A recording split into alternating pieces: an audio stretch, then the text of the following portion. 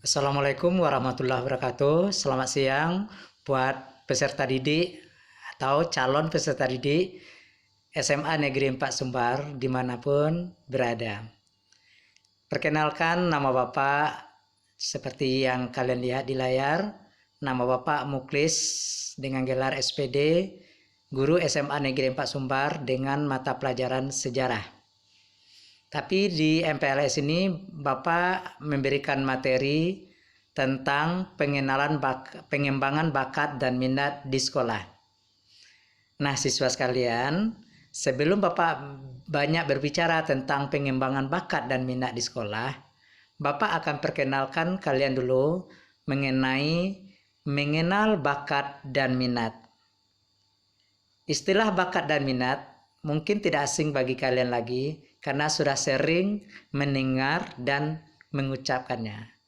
Tapi kalian harus tahu dulu pengertian bakat dan minat serta persamaan dan perbedaan dan jenis-jenisnya. Oke, simak baik-baik.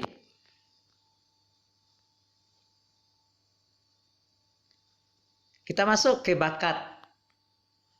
Pengertian dari bakat.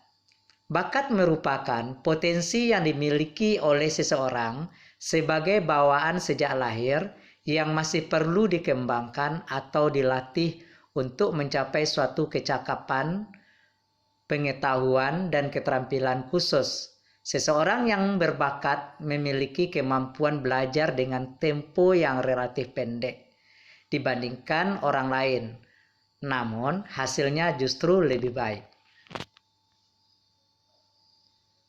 Sekarang pengertian minat.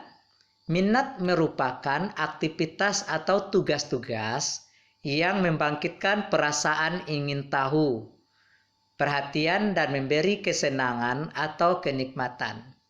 Minat dapat menjadi indikator dari kekuatan seseorang di area tertentu di mana ia akan termotivasi untuk mempelajarinya dan menunjukkan kinerja yang tinggi. Sekarang, apa persamaan bakat dengan minat? Bakat dan minat sama-sama perlu adanya pengembangan melalui belajar agar kemampuan dan keinginan yang ada dapat menjadi sesuatu yang nyata. Nah, siswa sekalian, itu persamaan antara bakat dengan minat. Sekarang, apa pula perbedaannya?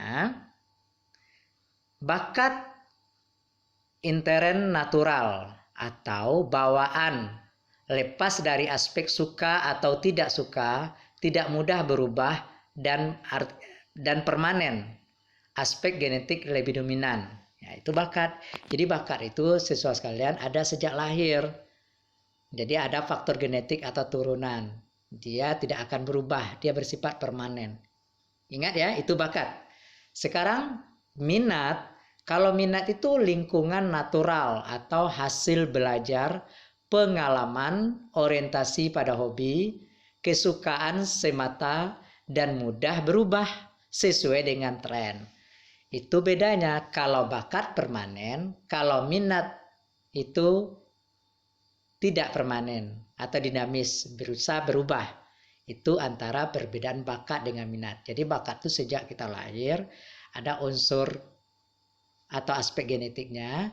Kalau minat itu pengaruh dari lingkungan secara alami atau natural, hasil belajar, dan orientasi pada hobi, kesukaan semata, dan mudah berubah sesuai dengan tren.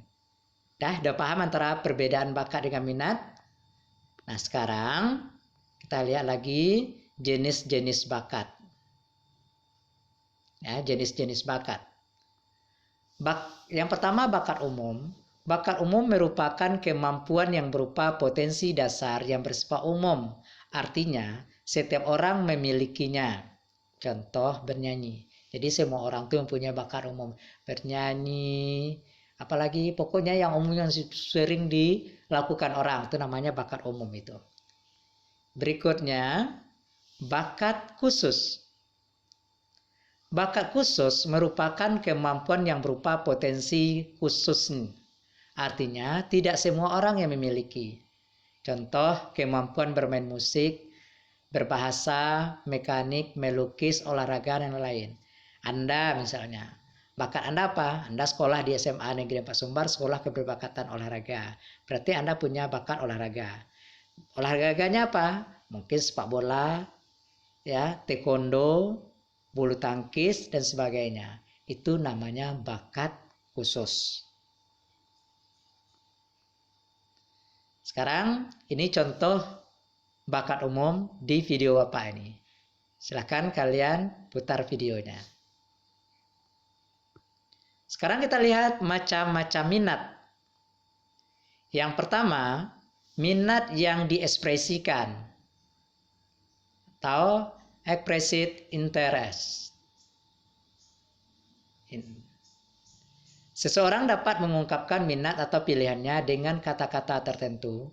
Misalnya, seseorang mungkin mengatakan bahwa dirinya tertarik dalam mengumpulkan mata uang logam, perangko, dan lain.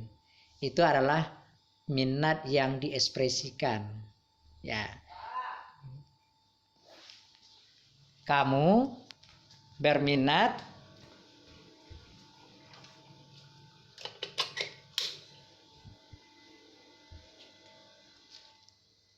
ya, tertarik dengan perangko, akhirnya kamu koleksi. Itu namanya termasuk minat yang diekspresikan atau expressed interest. Berikut minat yang diwujudkan atau manifest interest. Seseorang dapat mengungkapkan minat bukan melalui kata-kata, melainkan dengan tindakan atau perbuatan, yaitu ikut serta dan berperan aktif dalam suatu kegiatan. Misalnya kegiatan olahraga, kegiatan pramuka, dan sebagainya yang menarik perhatian. Itu adalah minat yang diwujudkan. Jadi kamu berminat, kamu wujudkan. Misalnya kamu minat pramuka tadi, akhirnya kamu lakukan, ikut pramuka. Ya, kamu minat olahraga, kamu lakukan kegiatan olahraga. Itu namanya minat yang diwujudkan. Sekarang minat yang diinventariskan. Inventoral interest. Artinya, seseorang menilai minatnya dapat diukur dengan menjawab terhadap sejumlah pertanyaan tertentu atau urutan pilihannya untuk kelompok aktivitas tertentu. Pertanyaan-pertanyaan untuk mengukur minat seseorang disusun dengan menggunakan angket. Nah, bagaimana cara mengenal bakat? Cara mengenal bakat ada 3. Yang pertama, melihat potensi yang dimiliki. Yang kedua, mengikuti tes bakat. Biasanya ini dilakukan oleh guru BK di sekolah.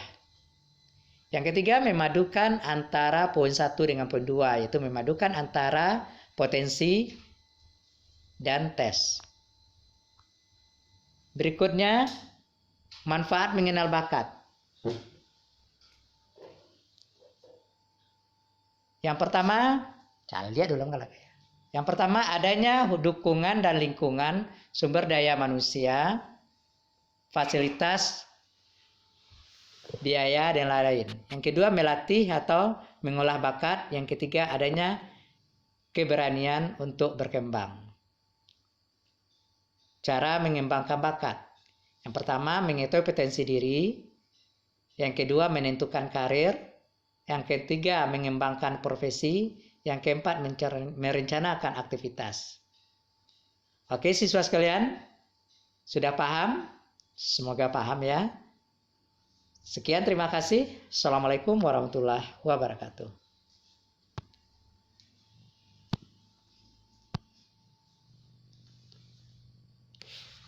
Untuk menyimpan makan.